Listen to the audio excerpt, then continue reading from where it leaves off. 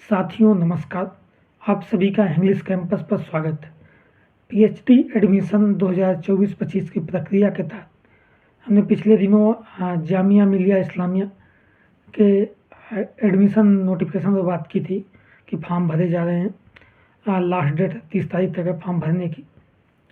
आज हम उसके पाठ्यक्रम पर बात करेंगे कि पाठ्यक्रम एंट्रेंस का क्या है और एग्जाम्प्टेड का क्या मसला है। देखिए, पहली चीज़ तो ये है कि जामिया में दो टाइप का पीएचडी एडमिशन में, एक तो एग्जाम्प्टेड कैटेगरी है जिसमें नेट JRF दोनों एग्जाम्प्टेड है, और दूसरा एंट्रेंस है और इनका इंटरव्यू एक साथ ही किया जाएगा। ठीक है। सीट कितनी है किस विषय में पहले भी कभी जामिया पहले से नहीं बताता है, इस बार भी नहीं बता रखा है कि सीट कितनी आएंगे। वो इंटरव्यू के बाद, इंटरव्यू के टाइम वो रिलीज सीटें की जाती हैं। तो ये है। जो एंट्रेंस है वो एंट्रेंस का सिलेबस की बात करें हम तो उसमें 2 पेपर होते हैं। 100 क्वेश्चन के 100 नंबर के 2 पेपर हैं। टोटल 200 नंबर का एग्ज़ाम होता है। पेपर 1 वो सभी के लिए कंपलसरी है। उसमें रिसर्च मेथोलॉजी आती है, 100 question, multiple choice MCQ type objective question 100 question आते हैं। रिसर्च मेथोलॉजी उसका नाम है, उसमें GS भी पूछा जाता है। ठीक है। वो 100 क्वेश्चन आता है और ये 2 घंटे का एग्ज़ाम रहेगा। फिर आपका सेकंड पेपर आपके विषय से संबंधित होगा, जिस विषय के आप पीएचडी करना चाहते हैं, जिससे आपका MA है। तो सेकंड पेपर 2 भागों में बटा होगा। पहला भाग 50 क्वेश्चन मल्टीपल चॉइस क्वेश्चन होंगे और 50 नंबर का आपके पास 5 क्वेश्चन आएंगे, वो रिटन रहेगा।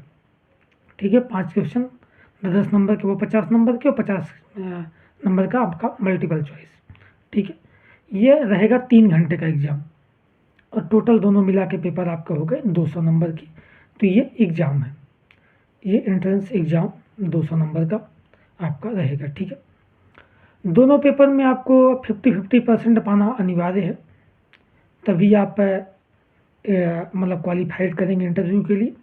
और उसके बाद ये तो क्वालिफाइड हो गया। उसके अलावा जामिया लिस्ट जारी करता है जो मेरिट बनाता है इंटरव्यू के लिए।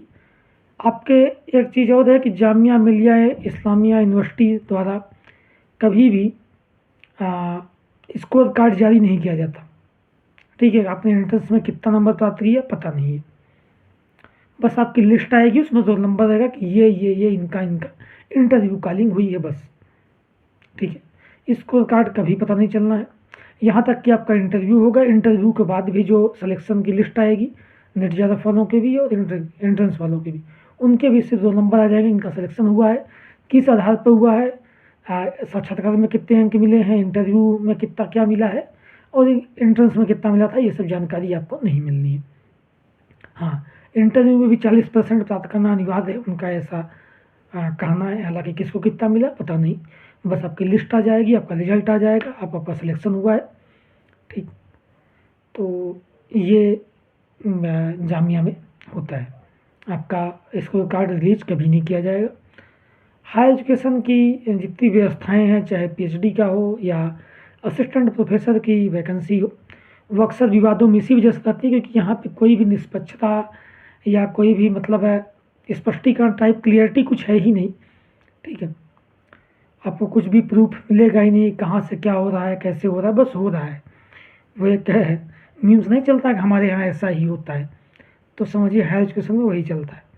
इसीलिए अक्सर चाहे दिल्ली यूनिवर्सिटी की हो, जामिया की हो, BHU की हो, कहीं की भी हो, पीएचडी एडमिशन प्रक्रिया, असिस्टेंट प्रोफेसर वैकेंसी, ये सब विवादों में रहती है। खैर, तो ये सिलेबस हमारा है 200 नंबर का, 2 पेपर हो गए और ये एंट्रेंस होना है। ठीक है। तो सीटें अभी आई नहीं हैं। हमारी जो हिंदी विषय है उसको लेकर भी सीटें, कई लोगों का सवाल है सीटें कितनी रहेंगी, तो मेरा अनुमान है कि 10 से 15 सीटों के बीच सीटें रहेंगी, जो अभी तक जानकारी प्राप्त हुई है। ठीक है। तो ये है। बहरहाल आप तैयारी में लगी। हाँ, रिसर्च मेथोलॉजी जो आती है, अगर रिसर्च की पुस्तकों की बात, तो आप उसको हरिश्चंद्र एक वर्मा की पुस्तक है, एक विनय मोहन शर्मा की पुस्तक है, एक बैजनाथ सिंघल की पुस्तक, इनमें से आप कोई भी 1-2 पढ़ लीजिए। PDF चाहिए होगा तो डिस्क्रिप्शन में टेलीग्राम रहेगा, वहाँ इन पुस्तकों का PDF आपको मिल जाएगा, वहाँ से भी आप इनको पढ़ सकते हैं। ठीक है। धन्यवाद।